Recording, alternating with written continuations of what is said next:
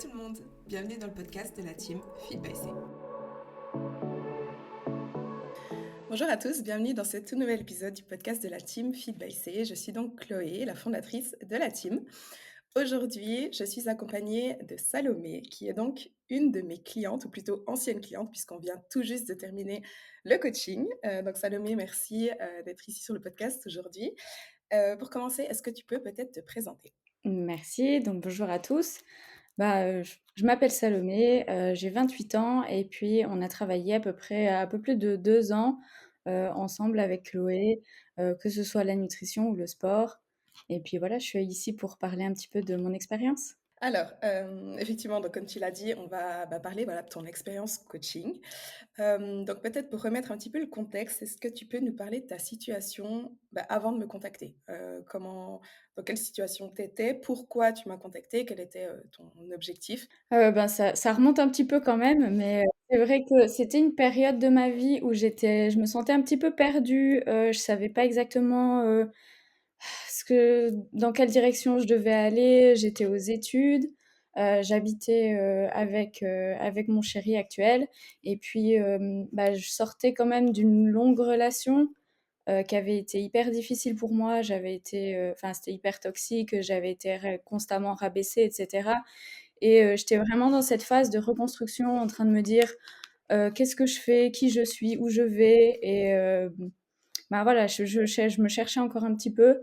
Et puis, c'est vrai que je te suivais, toi, sur les réseaux et d'autres influenceuses, etc. Et puis, ça faisait un petit moment déjà que je faisais du sport, que j'allais à la salle. Mais c'était quelque chose où voilà, j'étais investie par moment, et puis au bout d'un moment, je relâchais, je contrôlais mon alimentation de temps en temps, et puis après je me relâchais, donc au final enfin, j'avais obtenu aucun résultat, et puis je me sentais un petit peu mal dans ma peau, j'avais beaucoup de peine avec l'image de moi-même, etc. Et puis quand j'ai vu que tu faisais du coaching, je me suis dit pourquoi pas moi? Pourquoi pas utiliser ça, comme un tremplin, en fait, pour, me motiver, commencer, et puis, me donner un cadre, en fait, de savoir, où je vais, qu'est-ce que je fais et qu'est-ce que je fais de ma vie, en fait. Donc j'étais complètement perdue, et au final, j'avais des attentes assez élevées, au niveau du coaching. Je m'attendais à ce que tu résolves tous mes problèmes et que ça change. Ah non, non, mais c'est vrai, c'est vrai. J'étais vraiment, dans cette optique un peu, «OK, elle va me montrer la voie». Euh, Ça me fait penser à une question. Qu'est-ce qui t'a vraiment poussé en fait à travailler avec moi et pas avec quelqu'un d'autre, on va dire? Parce que tu dis que tu suivais pas mal d'influenceuses, et cetera, peut-être des coachs aussi, justement? Ce que j'aimais beaucoup, c'était l'approche, et c'est toujours l'approche que tu as, qui est hyper, focalisée sur le mindset, et pas seulement, en fait, les résultats physiques ou le sport, simplement. Et puis, en fait, c'est cette approche globale, non seulement d'avoir un côté, sport, nutrition qui est hyper technique, mais aussi, on peut pas avoir c'est l'adage de l'esprit sain dans un corps sain, et pour moi ça m'a beaucoup parlé, en fait. De me dire: «Ouais, ben, en fait, je suis mal dans ma peau, je suis mal dans mon corps, mais en fait les 2 vont de pair», et puis c'est cette approche-là qui moi m'a beaucoup parlé, et c'est une approche que je vois assez peu, ou en tout cas qui est assez peu mise en valeur. Alors, tu as dit que tu faisais déjà du sport avant, que c'était un peu on et off, au niveau de la nutrition aussi. Moi, ce que je me souviens vraiment du début du coaching, c'est que justement, tu disais, je commence, mais je laisse toujours tomber. Et je t'avais dit, la chose sur laquelle on va vraiment travailler avec toi, c'est la régularité, la constance, et pas faire 1 ou 2 mois et laisser tomber. Et je me souviens d'ailleurs qu'au début, il y a eu des moments où tu étais un peu à la limite du j'arrête, et je te disais, non, maintenant on continue, etc. Mais par rapport à ce que tu faisais justement avant le coaching, qu'est-ce qui a été différent en fait dans ce qu'on faisait? Peut-être parler du processus. Qu'est-ce qui a été nouveau pour toi? Qu'est-ce qui t'a permis justement de tenir et de pas laisser tomber après 1, 2 mois ou même 1, 2 semaines? C'est peut-être con à dire, mais le fait d'avoir quelqu'un à qui en parler, c'est ultra, ultra important. Ouais. Parce que souvent, ben, voilà, quand, je commençais des choses, moi dans mon coin, ben, je me parlais à moi-même, je mettais mes objectifs à moi-même et puis j'avais personne, qui comprenait ce genre de démarche déjà. Il y avait personne qui était, dans mon entourage en tout cas, qui était intéressé par la musculation ou, qui comptait ses calories ou qui même comprenait en fait l'approche de compter les calories. Donc, dans mon entourage, j'avais personne à qui en parler, à qui me confier et ceux avec qui je le faisais, ben, en général, ils me disaient: «Mais attends, c'est un petit peu bizarre ce que tu fais». Donc, je restais toujours un peu dans mon coin et puis quand ça allait pas, ben, c'est je me laissais juste aller et puis je perdais toute confiance en ce que j'avais fait et je passais beaucoup de temps à questionner, ce la mise en place que j'avais. Est-ce que j'avais bien, fait mon plan correctement et cetera? Donc c'était en fait le perpétuel recommencement. À chaque fois, je mettais, des heures et des heures, je me documentais énormément pour trouver le bon programme sportif, les bons exos, le bon timing, les bonnes macros et je faisais des heures et des heures de planification. Au final, je tenais 1 mois, 2 mois et j'en pouvais plus parce que j'avais été trop stricte avec moi-même, trop dure avec moi-même et je lâchais complètement. Donc le fait de travailler avec toi et de t'avoir et de me dire: «Ben, en fait, cette semaine, ça va pas», et ça, c'est un truc que j'ai fait aussi, tout de suite. J'avais énormément peur de te dire les choses, mais je l'ai fait et ça a été hyper bénéfique parce qu'au final, ben, voilà, c'était exactement le point pour moi qui était le plus difficile, c'était de lâcher et quand je sentais que je faiblissais, tout de suite, je l'ai dit et à chaque fois, je me rappelle, je faisais mes coachings, je me disais: «Putain, franchement, c'est n'importe quoi. Elle va se dire: "Non mais l'autre, elle se lance dans un truc, elle est même pas motivée, ça va pas aller"». Enfin et je me disais: «Putain,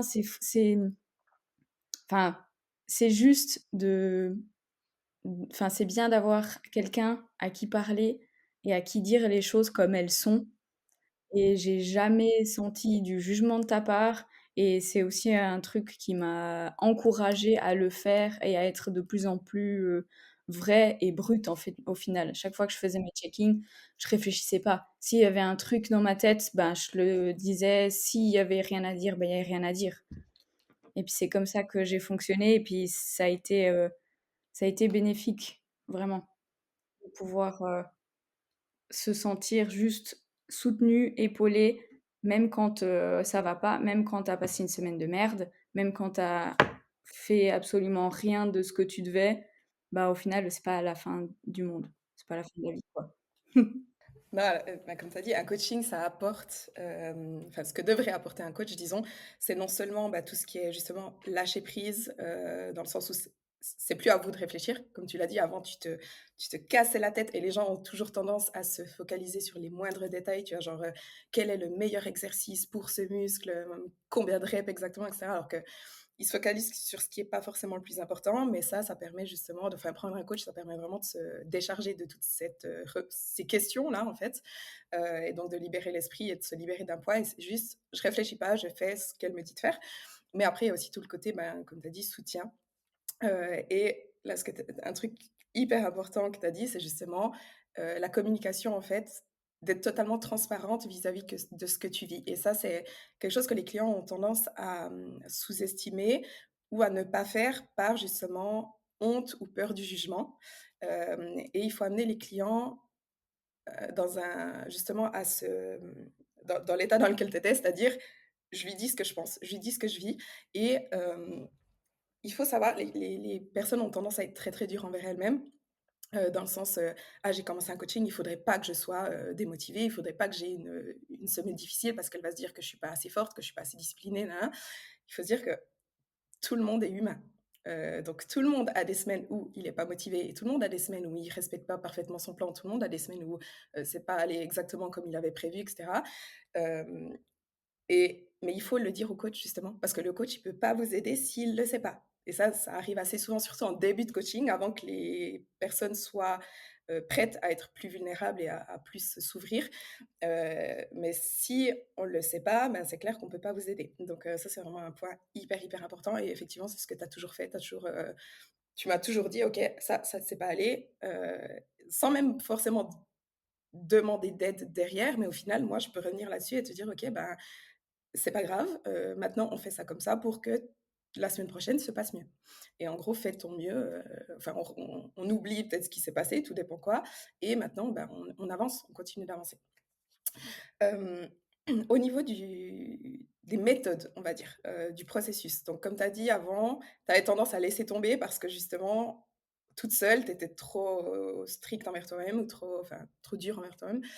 Qu'est-ce qui a un peu changé au niveau, voilà, alimentation, sport, au niveau du ce qu'on a mis en place, par quoi on a commencé aussi? On a commencé par une reverse, avant de faire vraiment une perte de poids, ce qui était ton objectif, de base. Voilà, quelles étaient, enfin, un peu les différences? Qu'est-ce qu'on a fait exactement et pourquoi ça t'a permis d'avancer? Et comment tu as vécu, le début du coaching, on va dire? Ben, déjà, la première chose qui a changé, c'est le fait d'avoir un cadre. Donc je partais de: «Je sais pas où je vais, je sais pas ce que je fais». Enfin, je savais très bien toute la théorie, mais la mise en pratique, je l'avais pas et le fait d'avoir un cadre, d'avoir quelqu'un qui te dit: «Bon, tu fais ça, tu fais ça, tu fais ça», c'était assez, c'était libérateur, en fait et puis, j'ai jamais eu de doute quant à la méthode. Enfin, comme je t'ai dit, moi, j'étais aussi hyper documentée de mon côté, donc quand, tu m'as donné un premier protocole, je l'ai aussi moi analysé en me disant: «Je vais regarder quand même qu'est-ce qu'elle m'a donné parce que je vais pas lui faire confiance les yeux fermés». Et je me disais: «Bon, ça a l'air de tenir la route, allez, on y va» et du coup, ben, de commencer dans ce cadre-là et petit à petit enfin voilà, tu commences, tu fais une semaine, tu rends des comptes. Au début, tu es hyper motivé tous les jours, je pensais qu'à ça, à me dire, j'étais hyper à fond. Puis petit à petit, ben voilà, la motivation, elle vient, elle part. Ben, des fois, on n'est pas hyper assidu, des fois, on est hyper focus et puis tout va bien.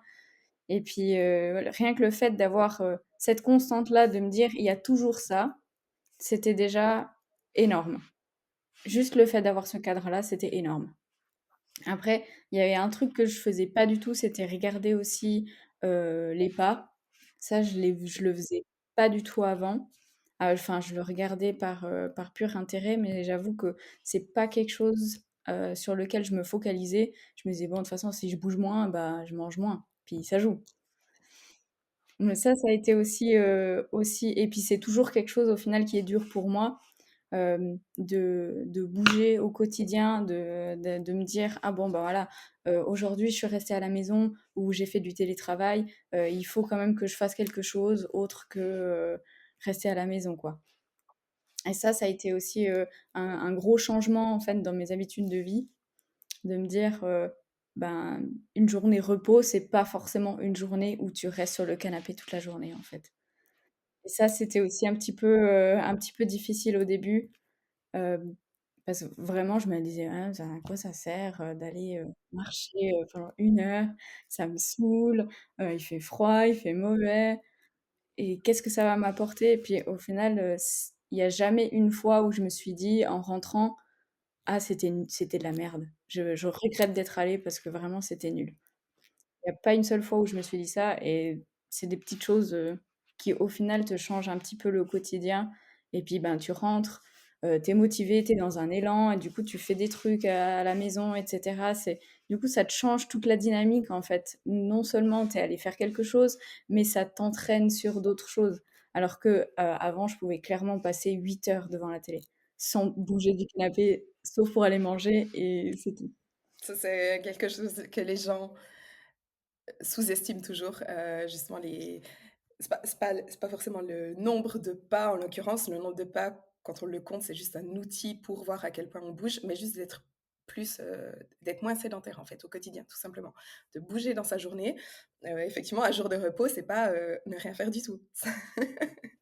C'est jour de repos, c'est quand même, bah, quand même bouger un minimum et ça a un immense impact sur, la santé en général, hein, la santé cardiovasculaire, la mobilité, le maintien de la masse musculaire aussi, bah, la dépense énergétique donc contrairement à ce qu'on pense, marcher plus au quotidien, ça aide vraiment à dépenser plus de calories, ça augmente la NEAT en fait, et ça permet vraiment de ça corre ça représente pardon, quand même une grosse dépense énergétique au total.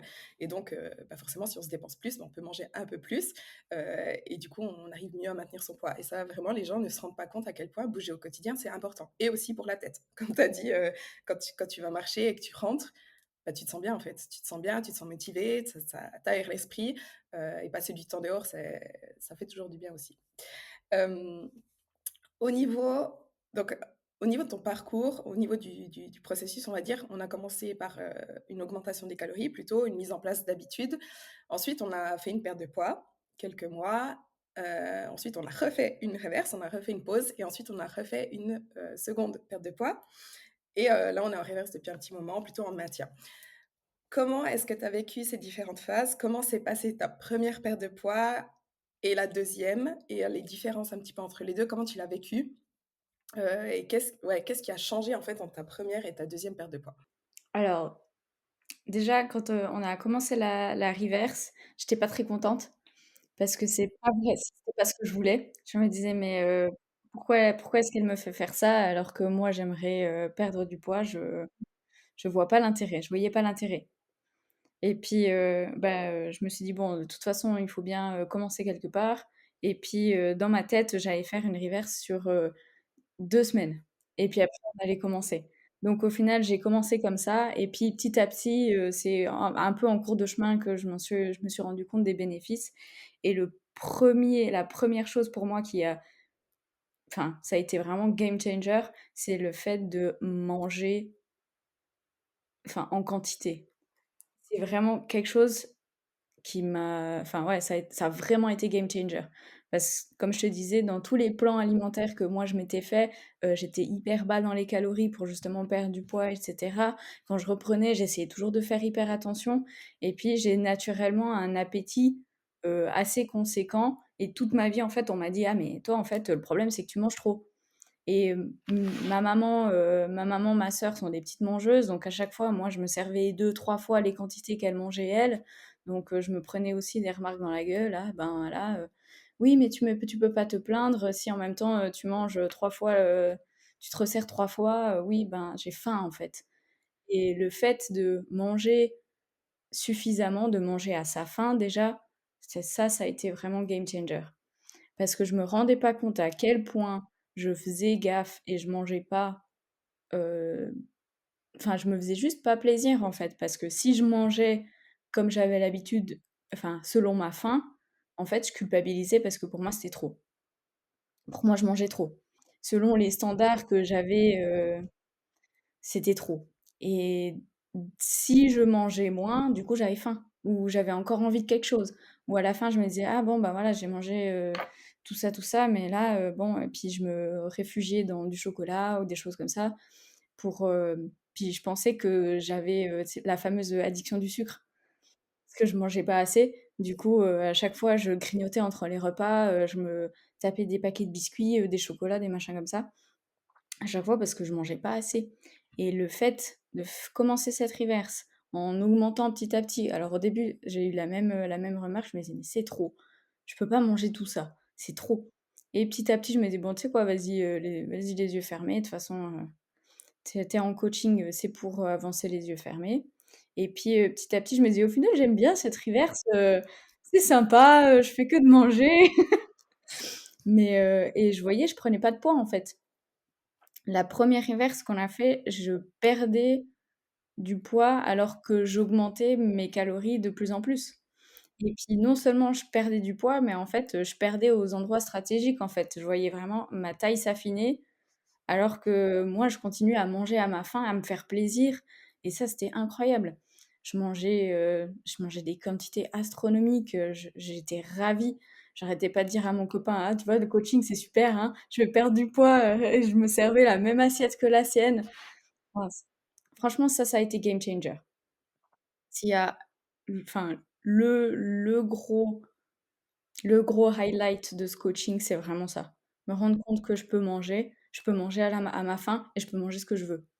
J'ai pas besoin de manger, du poulet, tout sec et du riz, blanc. Je peux me faire des choses qui sont plus riches, plus goûteuses, tout en restant dans un cadre, qui est, raisonnable. Et ça a été vraiment game changer. Après, on a enchaîné sur une perte de poids et là, je me suis dit: «OK, les choses sérieuses commencent» et en fait, ça s'est pas hyper bien passé au niveau du mindset, parce que, bah, je suis sûre que tu t'en souviens, j'avais un comportement qui était hyper, d'auto-sabotage, en fait. J'arrêtais pas de me dire: «Mais, de toute façon, ça va pas marcher. Ah, mais, de toute façon, si j'ai pas fait ça, c'est foutu». Hem et j'avais tous ouais, vraiment, j'étais dans une dynamique d'auto-sabotage. J'étais sûre que ça allait pas marcher et à chaque fois, que je faisais une erreur, je me disais: «Ah, je suis foutue». Si, je comptais pas un repas, je me disais: «Bon, bah, de toute façon, foutu pour foutu», je comptais pas tout le reste de la journée et puis, le lendemain. Du coup et j'allais pas à la salle. Parce que de toute façon, j'étais foutue. C'est un peu ça et du coup, ça a été hyper difficile de déconstruire ça et je pense que c'est toujours un peu là, ce comportement, d'auto-sabotage où j'essaye de l'identifier et d'aller à l'encontre, mais mais vraiment, je me suis pris deux trois claques, pendant les coachings où des fois, tu m'as dit genre: «Mais ça, c'est toi, en fait». C'est juste, je me souviens plus, mais il y a eu deux trois phrases, qui me sont, restées, en fait, dans la tête pendant plusieurs semaines après, en me disant: «Mais en fait, c'est vrai, c'est ta faute». Enfin, c'est pas ta faute sans être culpabilisant, mais de me dire: «C'est toi qui décides plutôt». Non, je me souviens parfaitement. Hem, Justement, en fait, je me souviens surtout de tes check-in au début qui étaient vraiment extrêmement négatifs, tout le temps, tout le temps, tout le temps. C'était vraiment beaucoup de rabaissement, beaucoup de: «Ça, c'est pas allé, ça, c'était pas bien, si, c'était parfait, je suis nul» et cetera et ce que j'ai vraiment enfin, ce qui ressort le plus, je dirais, de ce coaching, c'est que justement, sur la fin, enfin, ces derniers mois, tous tes bilans sont toujours positifs. Même s'il y a un truc qui est pas bien allé, on va dire, je dis n'importe quoi, mais: «Ah, j'ai eu une semaine stressante, j'ai pas géré au mieux, mais j'ai fait de mon mieux et au final, je suis quand même contente de ma semaine». Mais tu vois, ça, c'est un truc au début du coaching, mais jamais tu aurais dit ça. C'était vraiment toujours, «J'ai pas été parfaite, donc je suis nulle, donc je vais pas y arriver». C'était toujours ouais, c'était toujours dans ce mindset de: «De toute façon, je vais pas y arriver, donc autant me», bah, comme tu as dit, m'auto-saboter, en fait. Mais du coup, cette, perte de poids, voilà, si tu veux un petit peu continuer sur cette perte de poids qui s'est pas tout à fait passée comme, tu aurais voulu ou qui sont un peu pas mal terminées, mais on va dire que c'était pas vraiment le résultat, attendu. Non, bah, c'est vrai que, je m'attendais aussi, à ce que ce soit, relativement facile, en fait. Parce que pour moi, la reverse, elle s'est super bien passée et c'était facile. J'avais vraiment du plaisir à manger, j'avais du plaisir à aller à la salle et puis, j'avais vraiment l'impression de pas me forcer. Puis quand on a commencé un peu, bah, cette perte de poids, là, j'ai recommencé à douter.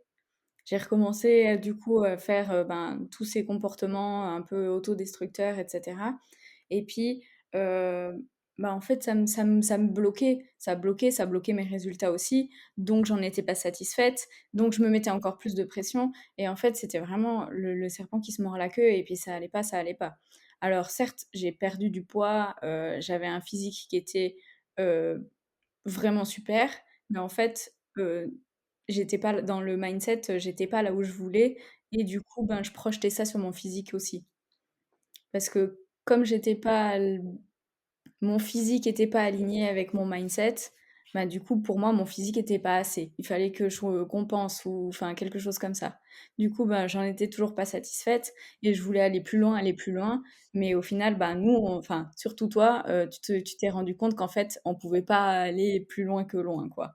Donc à un moment donné, tu m'as dit: «Écoute, là, stop. Là, tu stagnes, on va pas aller, plus bas, on va pas aller, on va pas continuer, sur cette voie-là et puis, voilà et puis tu m'as proposé de refaire une reverse pour, réaugmenter mon métabolisme et cetera parce qu'aussi, ben, je me sentais toujours de plus en plus fatiguée, j'avais la flemme, enfin c'était juste une catastrophe et puis de refaire une reverse et puis de refaire une perte de poids et du coup, dans ma tête, ce que je me suis dit, c'est: «Ah bon, bah, au début, c'était facile, donc ça va re-être facile et puis après ça va être de plus en plus facile». Donc au final, je m'étais dit: «Bon». Il y avait un petit bout où je m'étais dit: «Allez, j'ai envie de manger» et un bout où je me disais: où j'avais énormément peur de perdre mes résultats, en fait. De me dire: «Ah bon, bah, voilà, tout le poids que j'ai perdu là, hem, je veux pas le reprendre et surtout, je veux pas, que ça change, en fait».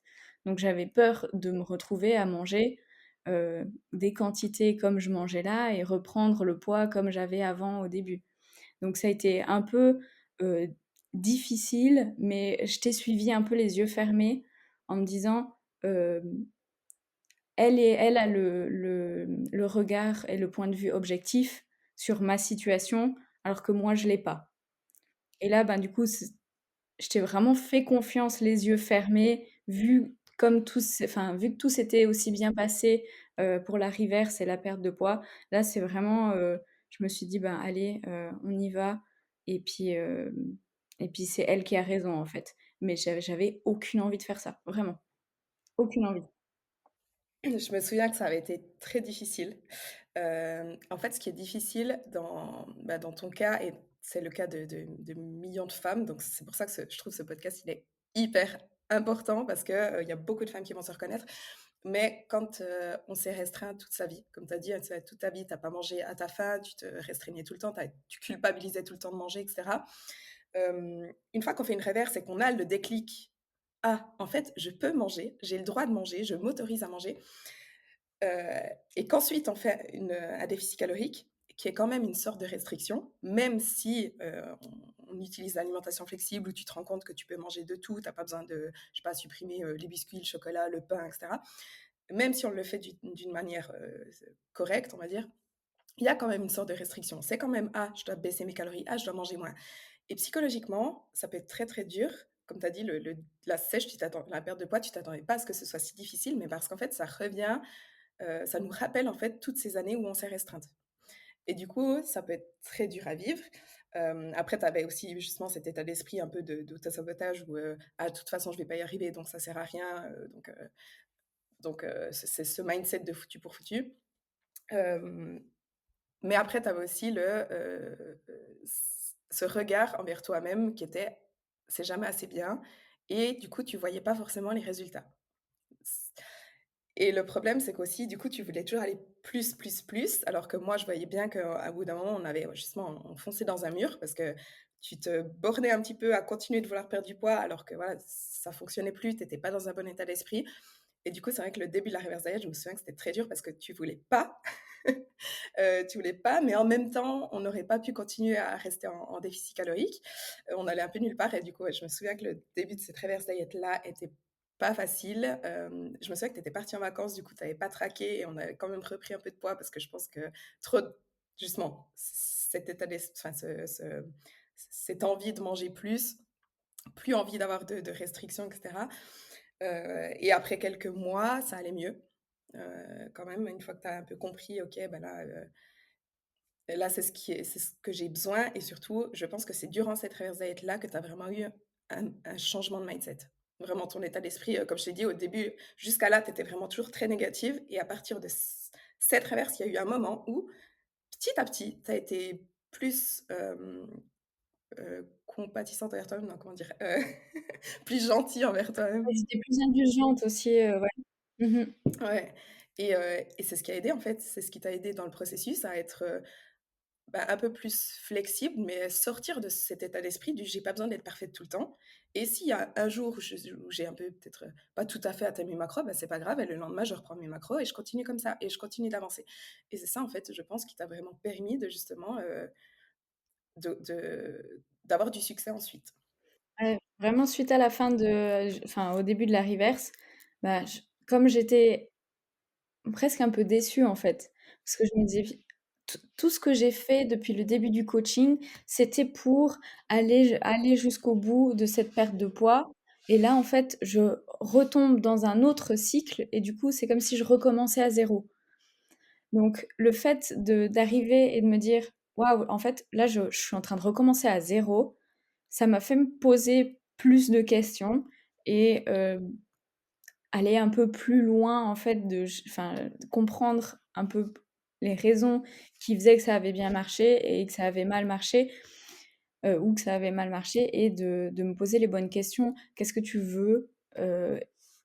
et d'aller chercher un peu au fond de moi-même, de me dire: «Au final, il y a quelque chose, en fait».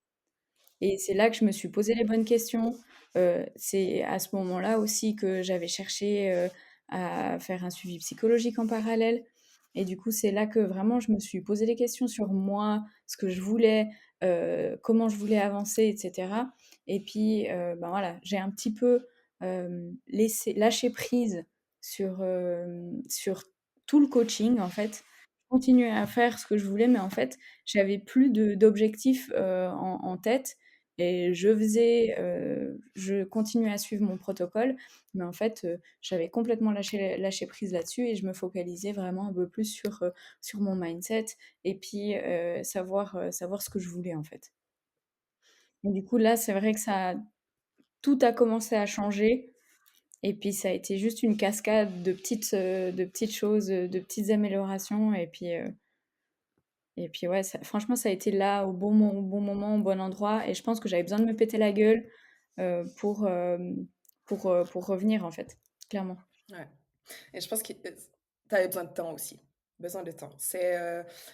Et souvent, ça, c'est vraiment. La plupart des gens ne se rendent pas compte qu'un processus comme ça de transformation, qui n'est pas juste transformation physique, mais vraiment aussi, surtout mentale, psychologique, ça se fait pas du jour au lendemain. Quand on a été dans des schémas de pensée pendant 5, 10, 15 ans, toute sa vie, ça se déconstruit pas en 3 semaines. Ça prend du temps, il faut faire aussi, enfin, passer par ce processus-là. Tu as dû faire tes expériences, tu as dû te rendre compte par toi-même de tes erreurs, comme tu as dit, tu as dû te casser la gueule pour te dire: «Ah non, mais attends, là, je dois me remettre en question». Et du coup, au bout d'un moment, je t'ai dit: «Bon, là, je pense que maintenant, tu es prête à refaire une perte de poids. Enfin, quel est ton objectif? Comment tu vois la suite?» et cetera. Et on a décidé de refaire un déficit calorique. Et cette fois-là, ça s'est, je dirais, beaucoup mieux passé que la première fois. Est-ce que tu veux partager peut-être un peu ton expérience pour sur cette deuxième perte de poids, deuxième réverse aussi qui a suivi? Bah ouais, là, on partait de nouveau. D'ailleurs, quand tu m'avais dit, je pense que tu es prête, je me disais, oh, mon Dieu. Et du coup, ça m'a fait un petit peu de me poser la question, de me dire, oh mon Dieu, et j'avais un tel mauvais souvenir de cette première perte de poids que je me disais, mais en fait, j'ai pas envie de m'engager là-dedans. Je suis bien comme ça. Et puis en même temps, je me disais, oui, bon, c'est vrai que mon physique actuel, il me convient pas plus que tant. Donc oui, j'en ai envie sur un plan physique, mais j'avais énormément d'appréhension. Et puis, en y réfléchissant, au bout d'un moment, je me disais, au final, euh, j'en suis pas au même point en termes de mindset que je l'étais la première fois. Et la première fois, j'ai réussi. Si on prend les chiffres, oui, j'ai perdu du poids. Donc je me disais, au final, tu l'as déjà fait. Et je suis partie avec ce mindset de vainqueur, en fait, en me disant, en fait, tu l'as déjà fait, donc tu fais juste pareil, et ça va aller, en fait. Et j'étais beaucoup plus en confiance parce que j'étais déjà passée par là. Et en plus, je me sentais beaucoup mieux. Et bah, je me suis pas plus posé de questions que tant, en fait. Et ça a été nickel parce que je savais dans quoi je m'engageais. Je savais que ça allait être difficile. Je savais que j'allais avoir faim de temps en temps. Je savais que j'allais avoir la flemme de faire mon cardio, que j'allais avoir envie de louper des séances ou de pas compter ou X, Y, Z. Je savais déjà tout ça. Je savais déjà là où j'avais mes points faibles et je savais que j'avais déjà réussi. Donc au final, c'était un petit peu enfin, c'était déjà une situation dans laquelle je me sentais hyper en confiance sans avoir vraiment réussi au final. C'est quand tu dis la sèche, je savais que ça allait être difficile. Ça, c'est aussi un truc super important. J'arrête pas de dire la même chose, mais les gens, souvent, ils sont super motivés, excités, excited, voilà, par le résultat final. Donc, ils ont envie de faire un déficit calorique, ils ont envie de faire une perte de poids, surtout pour le résultat final. Mais en fait, ils ne se rendent pas compte qu'un déficit calorique, c'est difficile. Et c'est aussi à cause des réseaux sociaux, peut-être, tu vois, des gens qui sont sèches, qui documentent un petit peu leur processus, ça a l'air cool, ils ont envie de faire pareil, ils se disent: «Ah, moi aussi, je vais faire ça», etc. Mais ils ne se rendent pas compte que dans la réalité, la théorie, elle est simple, hein. Faire un déficit calorique, c'est pas très compliqué en théorie. Tu diminues un peu tes calories, tu fais un peu plus de cardio, et cetera. Mais à appliquer, c'est pas facile parce que comme tu as dit, tu as faim, tu es fatigué, tu as beaucoup plus la flemme qu'avant. Des fois, tu as l'humeur qui est impactée, des fois, tu as le sommeil qui est impacté. Et vu que tu as faim, bah, tu as envie de manger, tu peux pas voilà, parce que, bah, pour perdre du poids, forcément, faut se restreindre.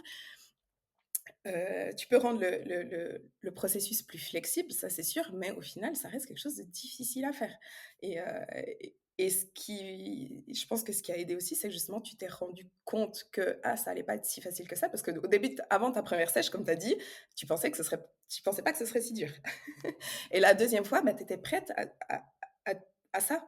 Tu t'es dit: «OK, je sais que ça va être difficile», mais tu t'es aussi dit: «Je sais que j'en suis capable». Et en fait, tu as cru en toi et tu t'es dit: «Non, mais c'est bon, je sais que je peux y arriver, je sais que je peux faire des choses difficiles justement» et je pense que c'est aussi ça qui a énormément aidé.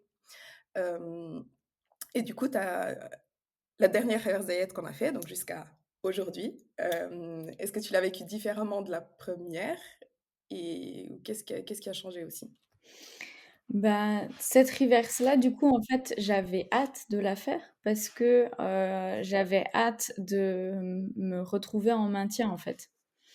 Hem, C'était aussi pour moi le chemin logique, en fait. Donc j'avais pas vraiment, je savais que j'allais passer par là et c'était, non négociable pour me retrouver, au final à un état de maintien et puis quelque chose qui, bah, que je peux maintenir sur le long terme, en fait.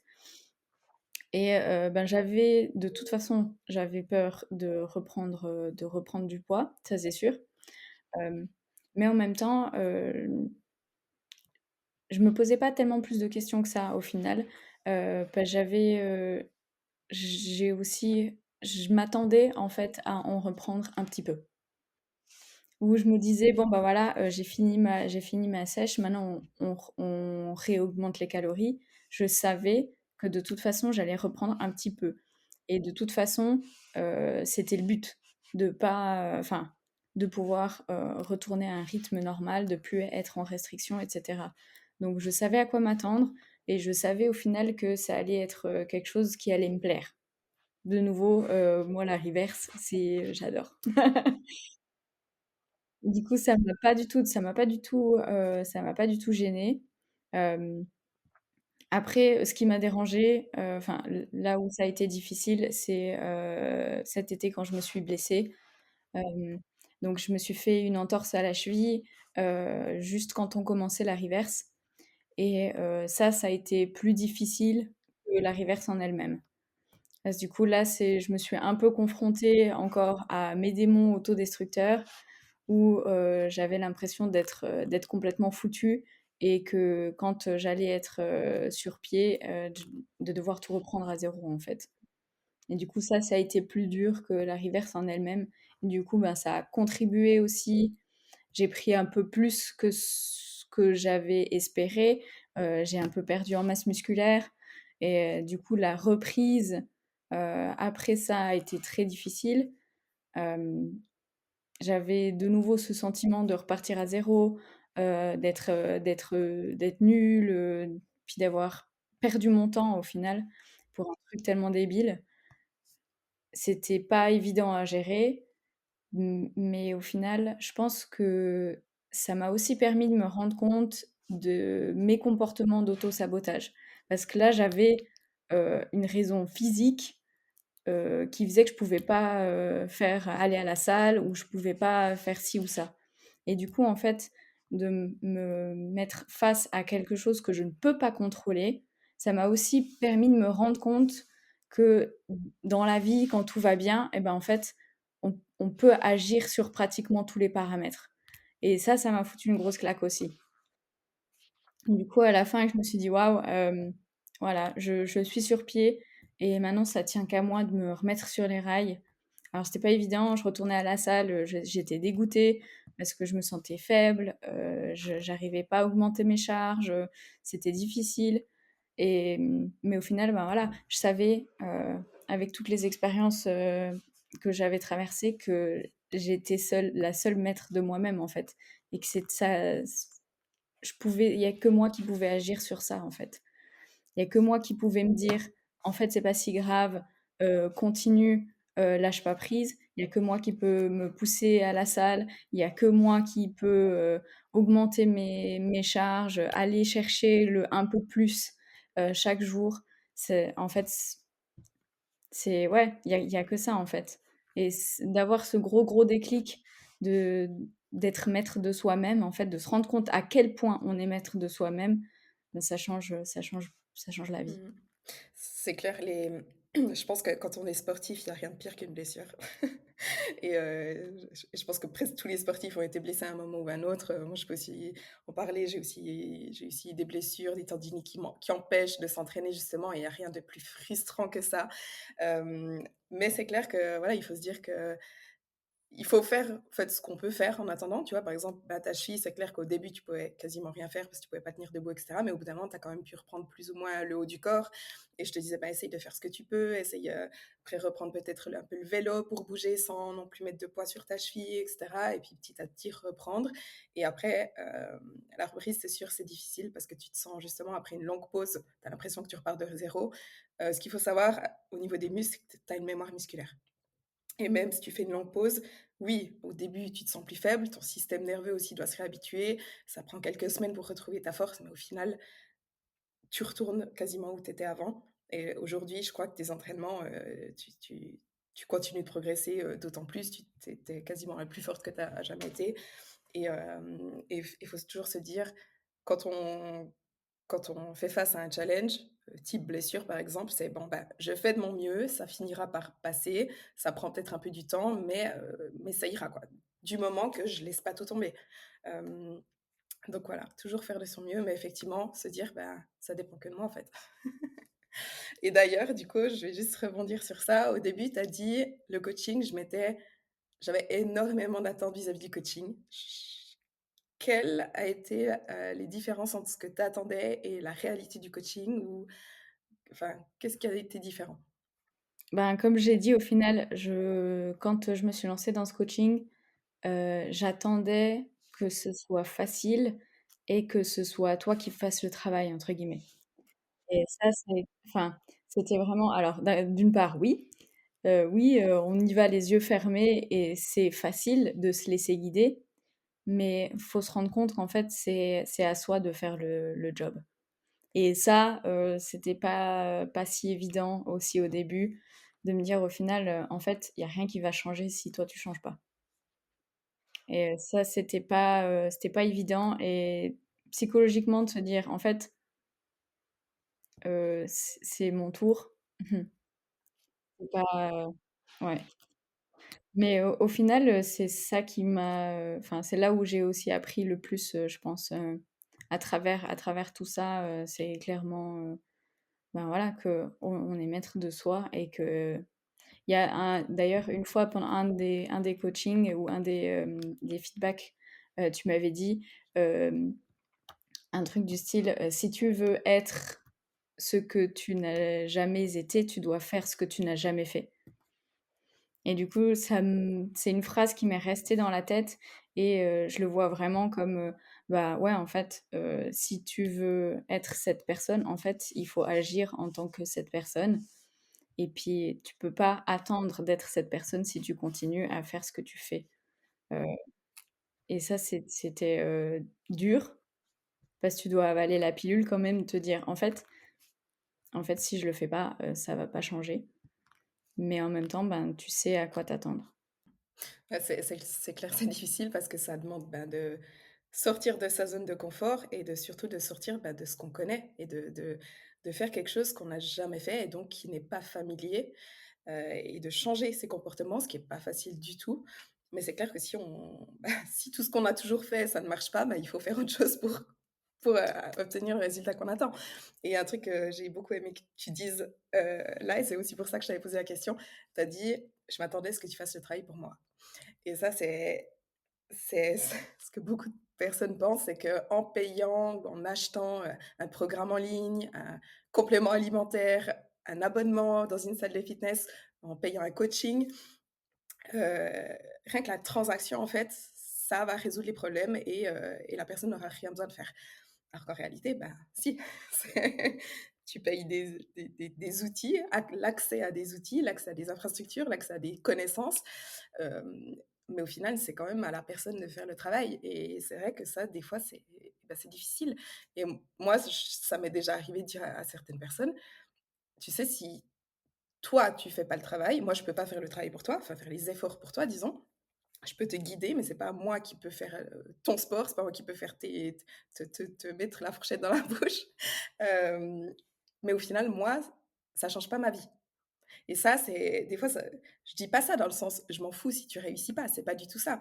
Mais c'est que si toi, tu fais pas les efforts, bah, ta vie à toi ne va pas changer. Et c'est la seule conséquence que ça aura, ce sera sur ta vie à toi, pas sur la mienne. Et ça, des fois, cette prise de conscience-là aussi, c'est ah ouais, en fait, c'est vrai que si moi je fais pas les efforts, ça me pénalise que moi, ça pénalise pas ma coach, on va dire. Mais ouais, ça, c'est tout ben voilà, des prises de conscience à avoir et ça, c'est toutes les prises de conscience que tu as eues durant ton parcours. Je pense que c'est super important voilà, de le dire justement. Bah, ça, c'est toutes des choses qu'on ne voit pas forcément. Bah, voilà, déjà qu'on ne voit pas quand on s'imagine un coaching. On pense pas à tout ça et surtout qu'il se voit pas forcément physiquement. On voit peut-être des avant-après physiques, mais c'est vrai qu'on sait pas tout ce que la personne a dû vivre et a dû comprendre pour arriver là, quoi. Ouais, j'aimerais rebondir là-dessus aussi. Un jour aussi, tu m'as dit, je suis pas ta psy. Et du coup, là, j'ai aussi pris une claque en me disant, ouais, mais en fait, et moi, j'avais envie de te dire, genre, ouais, mais en fait, t'es ma coach. Du coup, c'est un peu ton job aussi. Mais en fait, c'est là aussi que je me suis rendu compte. En fait, elle te donne les clés pour atteindre tes objectifs physiques, la nutrition, etc. Mais c'est toi qui dois bosser sur ton mindset et c'est pas elle, en fait. Du coup, ça aussi, ça m'avait fait mal sur le coup, mais au final, ça m'avait fait réfléchir. Et puis, c'est vrai que, ben oui, le coaching physique, le protocole, c'est une chose, mais faut pas oublier et il faut pas négliger de travailler sur son mindset aussi et de le faire à côté du coaching en fait. C'est oui, alors ça permet de faire 2-3 raccourcis, d'être coaché, mais il faut le faire avec des professionnels euh, ou sans, c'est égal, mais il faut aussi mettre l'accent dessus à partir du moment où on fait un coaching. Et pour moi, je dirais que ça a été un des petits regrets de ce parcours-là, c'est de ne pas avoir pris plus au sérieux le côté psychologique dès le début, même avant au final, même plutôt dans ma vie en général, tu vois, mais de vraiment de prendre au sérieux ça et de travailler dessus, de comprendre quels sont les mécanismes qui font que on réfléchit d'une telle manière ou on a telle ou telle réaction qu'on aimerait changer et puis agir là-dessus. Bah, ça, c'est vraiment tout aussi important en fait que le coaching, voire plus important. Je dirais même plus important en fait. Alors c'est bien que tu le dises dans le sens, si je l'avais su, je l'aurais fait plus tôt, mais je pense aussi que, bah, faut pas regretter en fait parce que il faut être prêt. Prêt à faire le travail, prêt à entendre les choses et disons que peut-être que si tu avais fait ça 5 ans avant, tu aurais pas du tout entendu en fait ce que tu aurais dû entendre à ce moment-là, tu vois? Tu peux dire quelque chose à quelqu'un, s'il est pas prêt à l'entendre, il va pas t'écouter et je pense que voilà, tu as eu besoin de vivre tout ça et d'en arriver là pour, voilà, être prête à entendre ça et à te remettre en question et à changer tout ça. Et quand je voulais, bah, revenir sur ce que tu as dit par rapport au psy, alors, en tant que coach, c'est clair que tu travailles beaucoup sur tout ce qui est aspect pardon, psychologique. Tu soutiens quand même beaucoup, tu essayes de faire changer les mindsets et cetera, mais c'est clair qu'en tant que coach, bah, c'est 2 métiers différents. Il y a les psys et il y a les coachs. Les psys qui ont une formation très, très, très spécifique et pas pour rien, parce que justement, ils ont d'autres outils qu'un coach et surtout un psy, on va aller beaucoup plus en profondeur sur, tu vois, des ça peut être un million de choses, hein, mais des traumas, ça peut être l'enfance, ça peut être des croyances limitantes, des choses, etc., qu'en tant que coach, ben, on n'a pas forcément les outils pour aider sur ces plans-là, parce que c'est pas notre métier, tout simplement. Euh, Si tu devais décrire où tu te situes aujourd'hui, et si tu dois le comparer par rapport à avant le coaching, qu'est-ce que tu dirais? Ouais, il y a une énorme, énorme différence, hein, ça, je vais pas le nier. Mais ce qui, pour moi, fait la différence au quotidien, c'est que j'ai une bien meilleure estime de moi-même, hem, que ce soit, dans le pro, dans le perso, enfin, je dirais pas que c'est seulement le coaching qui m'a aidée de ce point de vue-là, mais voilà, si je dois faire vraiment le comparer, hem, au-delà du physique, ça m'a déjà permis de prendre énormément confiance en moi, de me sentir énormément capable. Et ça, c'est vraiment quelque chose qui m'a euh, aidé aussi à faire les choses que j'aime aujourd'hui. J'avais ce sentiment d'être plus quand j'ai commencé.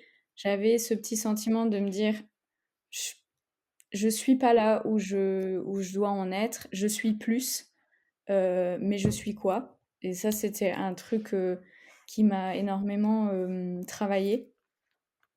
Et j'avais l'impression de pas pouvoir agir dessus et de pas pouvoir changer les choses.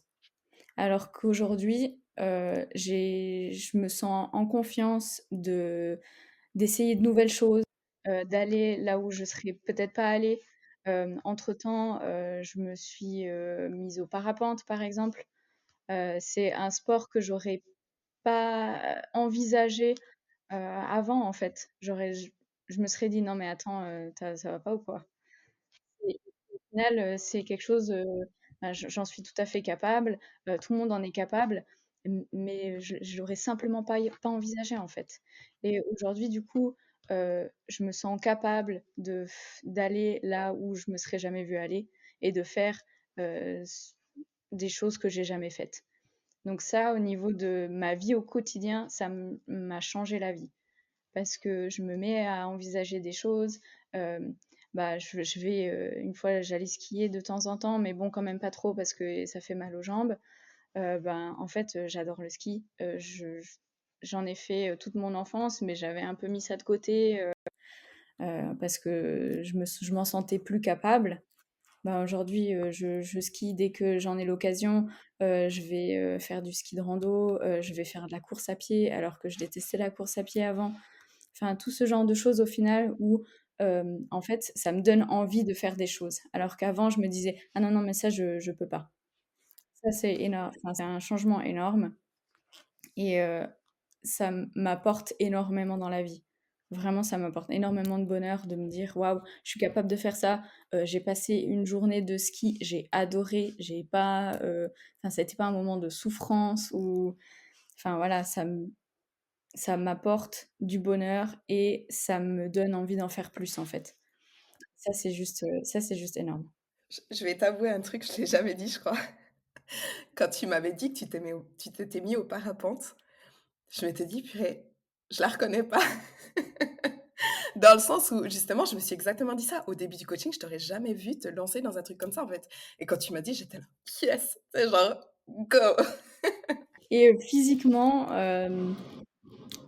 bah, pour moi, c'est aussi important, mais du coup, ça a moins d'importance que ce que ça en avait au début du coaching et bah, ça, on peut te dire 1000 fois, que c'est ce qui va se passer, tu crois pas, en fait. Et vraiment, moi, je me disais: «Si j'ai le physique, le reste va suivre». Et puis, en fait, c'est absolument pas du tout ce qui s'est passé. Et puis, bah, le coaching, ce que ça m'a apporté, c'est, bah, justement ce sentiment d'être capable, mais physiquement, en fait. De me dire, j'ai la masse musculaire pour, j'ai mal nulle part. Avant, j'avais des douleurs aussi dans le dos et cetera. Et du coup, je me disais: «Ah non, mais ça, je fais pas parce que j'ai mal au dos». Non, heu, là, c'est bon, j'ai mal nulle part, j'ai une bonne masse musculaire, j'ai un bon cardio qui me permettent de faire des choses. Donc, j'ai plus peur de faire des choses, mais mon corps aussi, je me sens plus vivante, j'ai plus d'énergie. Euh, et puis, avec ben, cette augmentation de masse musculaire, en fait, ben, la forme de mon corps, en fait, est complètement différente, en fait. Avec cette recomposition corporelle, qui s'est fait, sur, un peu sur les 2 ans au final, avec, des prises et des pertes de poids et ben, en fait, en ayant, ben, peut-être le même poids ou pas tellement différent du début du coaching, ben, en fait, j'ai un corps qui me plaît, qui a une allure qui est athlétique, que j'ai un peu plus ou un peu moins de masse grasse et en fait, ces fluctuations-là, elles me dérangent plus. Me dire: «Ah bah, là, je suis un peu plus sèche. Oui, j'apprécie. Oui, c'est sympa. Ah, c'est cool, on voit un petit peu mes abdos, on voit un petit peu, tel et tel muscle, ça me plaît». Mais quand j'ai plus, bah, en fait, c'est pareil. Je peux pas dire autrement. C'est oui, j'apprécie être plus sèche, mais en même temps, quand je suis un peu plus de masse grasse, ben, c'est toujours moi, en fait. C'est toujours moi, je suis toujours pareil. Alors, il y a d'autres certains vêtements qui me disent le contraire, mais ben, voilà, c'est comme ça, je me dis: «Ah bah, cette jupe, je la mets que, quand, je suis plus sèche» et c'est tout et en fait, cette jupe, elle me dérange plus. Alors qu'avant, c'était, limite, c'était un petit peu l'étalon de, dès que tu es en shape, tu peux mettre cette jupe et sinon tu peux pas la mettre. Enfin, c'est un peu ce gros changement-là au final où avec une bonne masse musculaire et ben, on a un corps qui est beaucoup plus harmonieux, hem et du coup, même en ayant, un peu plus de gras, c'est beau en fait et ça me gêne plus. C'est ouais, comme tu as dit, développer sa masse musculaire, ce qui fait peur à beaucoup de femmes, c'est ce qui permet de vraiment dessiner, shaper son corps, on va dire et de se sentir vraiment bien au quotidien, non seulement physiquement, mais aussi, voilà, comme tu as dit, dans tout ce que ton corps peut faire, en fait, te permet de faire. C'est aussi le renforcement des muscles qui permet justement de plus avoir de douleur, de faire plein de choses, et c'est ce que tu dis, c'est génial parce que c'est un petit peu genre, en fait, ta valeur ne dépend pas de ton physique. Tu vois, c'est comme tu as dit, ouais, bah, des fois, j'ai un peu plus de gras, je suis toujours la même personne. Ça ne je suis pas moins bien en tant que personne si j'ai un petit peu plus ou un peu moins de gras. Et il y a aussi une chose qui est importante à savoir, et ça, je crois, j'ai jamais vraiment beaucoup communiqué là-dessus, mais le corps change au fil de l'année. C'est normal d'être des fois un peu plus sec, des fois de prendre un petit peu plus gras. Disons que le poids de maintien, c'est plutôt une fourchette que vraiment un poids fixe, pardon. Et il y a des saisons où on reprend un petit peu du poids, on repère un petit peu après, et cetera et c'est quelque chose qui est tout à fait normal et sur lequel il faut pas faire une fixette et il faut pas se dire: «Ah bon, bah, après là, j'ai pris du poids, du coup, je suis nulle, du coup, je suis pas bien, du coup, je suis» enfin, et cetera. Hem, j'ai encore 2 questions. Est-ce que tu dirais, du coup, que l'investissement du coaching en a valu la peine? Et qu'est-ce que tu dirais à quelqu'un qui hésite à se lancer dans un coaching? Alors, c'est clair que l'investissement, il est, non négligeable. Il faut savoir dans quoi on s'engage et puis il faut savoir aussi que ça peut, durer, dans le temps. Donc c'est clair qu'il faut pas, s'engager en étant, enfin, il faut savoir, dans quoi on s'engage, déjà de base. Mais pour moi, en fait, alors c'est clair que ça a pas été une question que je me suis beaucoup posée, hem, parce que j'avais vraiment l'impression d'investir, sur quelque chose qui allait me durer dans le temps. Hem, J'investis pour moi, en fait, pour mon bien-être. Hem, c'est, ça peut paraître, une somme considérable, heu, à dépenser comme ça, mais je différencie énormément ce qui est matériel de ce qui l'est pas. Et pour moi, mettre la même somme dans du matériel, ça aurait pas de sens. Alors que là, j'ai investi sur ma personne et les changements et les améliorations, en fait, tout ce qui s'est passé pendant ce coaching et là où j'en suis, en fait, ça a pas de prix. Ça a clairement pas de prix. Donc oui, faut avoir, conscience du budget, il faut avoir le budget, hem, mais jamais je regrette absolument pas d'avoir investi en moi et de me dire: «Ben, voilà, au final, heu, si je l'avais pas fait, je me retrouverais peut-être au même point que j'en étais il y a 2 ans, mais avec un peu plus de sous. Bah, super. Bah, ouais, c'est un peu ça au final, c'est de me dire: J'aurais pas envie d'être moi il y a 2 ans avec la somme en plus». Et c'est aussi un investissement, non seulement en argent, ça c'est sûr, mais aussi en temps et en effort, en application, on va dire. Ça c'est aussi, et en fait, j'ai encore une question, qui m'est venue maintenant du coup. Comment tu vu qu'on termine le coaching, on a littéralement terminé la semaine passée, comment tu envisages la suite? Genre, qu'est-ce qui t'a aussi poussé à mettre fin au coaching? Comment tu te sens aujourd'hui pour la suite justement? Parce que souvent ça fait peur d'arrêter un coaching après un petit moment. Alors, ben, petit à petit, en fait, je sentais que nos échanges devenaient un peu banals. Enfin, on n'avait plus trop de choses à dire.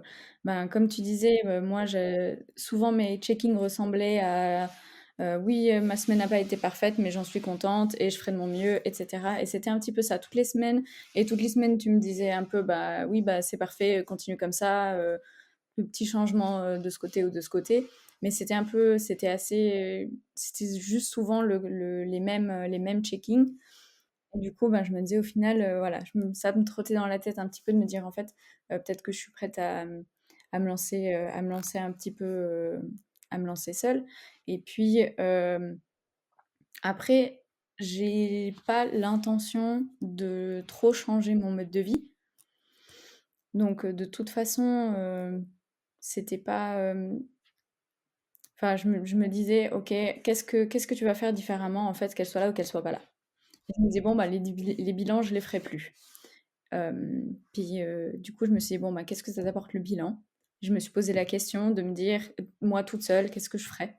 Et du coup, c'est un peu déjà quelque chose que je fais, même avec d'autres outils que les tiens, de regarder si j'ai fait mes entraînements, si j'ai fait mon cardio, si j'ai atteint mes macros, etc. Bah, moi, je les regarde aussi avec d'autres outils, avec d'autres applications. Ça, je veux continuer à le faire. Euh, bah, mon plan de sport que tu m'as, mon programme sportif que tu m'as fait, ben, je pense que je vais continuer avec ce programme-là encore un petit bout. Donc, rien n'a changé.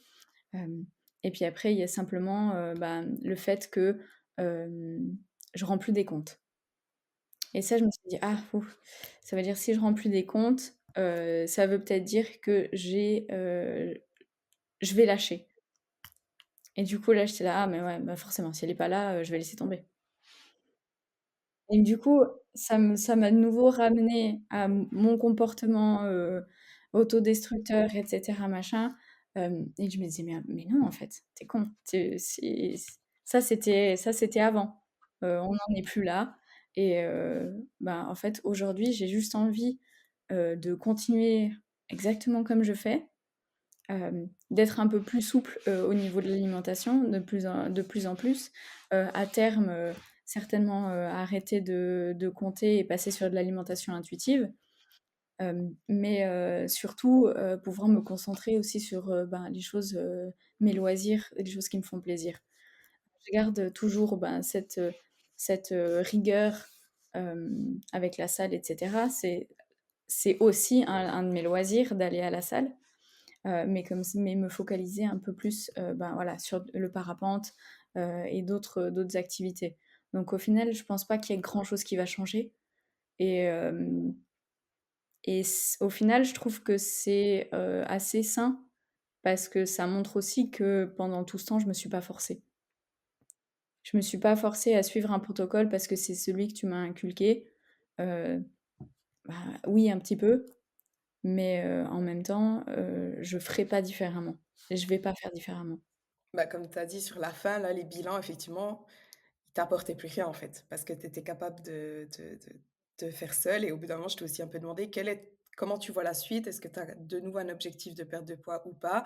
Et c'est un petit peu là qu'on a mis sur le en fait, non, je me sens bien comme ça, j'ai envie de maintenir, j'ai envie que ça devienne, bah, en fait, c'est devenu ton mode de vie tout simplement et tu vas simplement continuer sur cette voie-là et ça fait partie de ton lifestyle Et du coup, ouais, en fait, un coaching, c'est à ce moment-là qu'il devrait se terminer justement. C'est une fois que, bah, tu as fait le tour, tu as appris tout ce que tu devais apprendre et tu te sens prête à maintenir toute seule et à continuer comme ça et comme tu as dit à terme de même plus traquer tes macros et cetera, de manger, intuitivement et de trouver cet équilibre, d'atteindre en fait cet équilibre-là, à la fois un physique qui te plaît et qui est facile à maintenir. Ça, c'est aussi je voulais revenir là-dessus avant, j'ai oublié, mais quand tu disais: «Voilà, je me sens bien dans mon corps, il me plaît, mais surtout, je peux le maintenir, en fait» et si c'est un cauchemar de maintenir ton physique, enfin,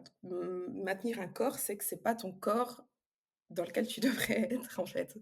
Et ça, c'est aussi quelque chose que les gens ne comprennent pas, c'est qu'ils se rendent pas compte que, s'ils doivent tout le temps se restreindre, faire énormément de sport et cetera pour maintenir leur corps, un corps plus sec, par exemple, et cetera, c'est juste que c'est pas possible. Donc ouais, je pense que, bah, on termine, le coaching vraiment ça pourrait pas mieux se terminer, en fait, pour toi. Hem et voilà. Je pense qu'on a plus ou moins fait le tour. Est-ce qu'il y avait encore quelque chose que tu voulais rajouter? Quelque chose qu'on n'a pas abordé ou? Non, pour moi, on a fait, on a eu une bonne discussion, on a fait le tour de la question, je crois. Et puis, on a assez mis l'accent sur les points qui, moi, me paraissent essentiels. Et puis voilà, c'est vrai que on a travaillé pendant longtemps ensemble, mais je regrette absolument pas de m'être lancée là-dedans. Et même, je suis ravie au final d'en être où j'en suis aujourd'hui et de pouvoir me lancer. Enfin, voilà, j'ai aucune appréhension. Et puis, j'espère en tout cas, enfin, et je sais que tu vas le faire, mais je suis ravie de laisser ma place aussi à quelqu'un d'autre pour que tu puisses en aider d'autres. Euh, ça, ça me fait aussi plaisir.